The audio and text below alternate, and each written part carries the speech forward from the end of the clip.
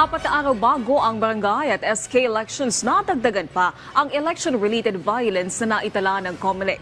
Patuloy naman ang pakikipag-ugnayan nito sa mga otoridad para matiyak na hindi magiging magulo ang pagdaraos ng halalan. Ang sentro ng balita mula kay Luis Erispe. Apat na araw na lang bago matapos ang campaign period para sa barangay at SK elections. Ayon sa COMELEC, hindi makakaila na umiinit na ang labanan sa mga barangay dahil sunod-sunod na umano ang napapaulat na posibleng election-related violence sa bansa. Sa datos ng komisyon, aabot na sa halos 25 ang election-related incidents. Kabilang na ang mga insidente ng pamamaril ngayong linggo sa Masbate, Pangasinan at Cotabato City na may mga kandidato pang nasawi ang buhay. Sabi ni COMELEC Chairman George Erwin Garcia, mariing kinokondena ng komisyon ang mga pangyayaring ito. Nakakabagabag yung ganyang klaseng mga insidente, lalo pat hindi naman nasasaktan lang kung hindi may mga namamatay tayong mga kababayan. Ang pagtakbo ay hindi dapat kadahilanan upang may magbuwis ng buhay. Ang pagtakbo ay nag-o-offer ka ng serbisyo mo sa ating mga kababayan. Pero yung ikaw ay kukuhanan ng buhay, hindi po yung katanggap-tanggap at hindi ka patapatawad po. Bukod pa sa election-related incidents, kinumpirma din ng COMELEC na may 250 na ring kandidato na umatras naman sa ABRA.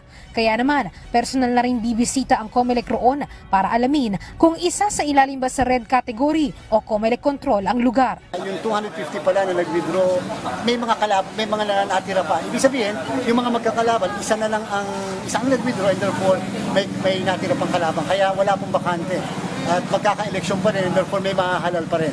Sa ngayon, Negros Oriental pa lang at Libon Albay ang nasa ilalim ng COMELEC control. 246 pa rin ng mga barangay ang nasa ilalim ng red category.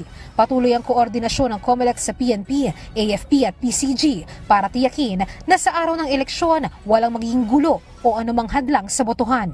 Samantala, habang umiinit naman ang kampanya, umiinit na rin ang ulo ng COMELEC sa mga pasaway na kandidato na hindi pa rin nagpapatinag sa pagsasabit o pagpapaskil ng posters na hindi sumusunod sa tamang sukat o tamang lugar na itinakda ng komisyon.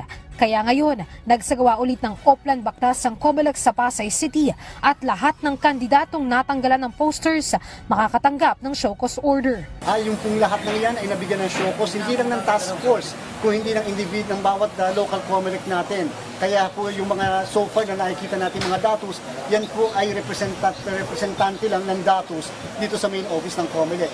Hindi pa po kasama yung mga datos na nasa iba't ibang probinsya natin na later on ipapadala lahat sa amin para ma-file ng proper disqualification cases. Muli namang nagpaalala ang COMELEC sa mga kandidato, sumunod sa mga tuntunin sa halalan dahil hindi lang basta disqualification case, kundi posibleng sa korte pa ang maging parusa ng kanilang paglabag. Luisa Erispe para sa Bayan.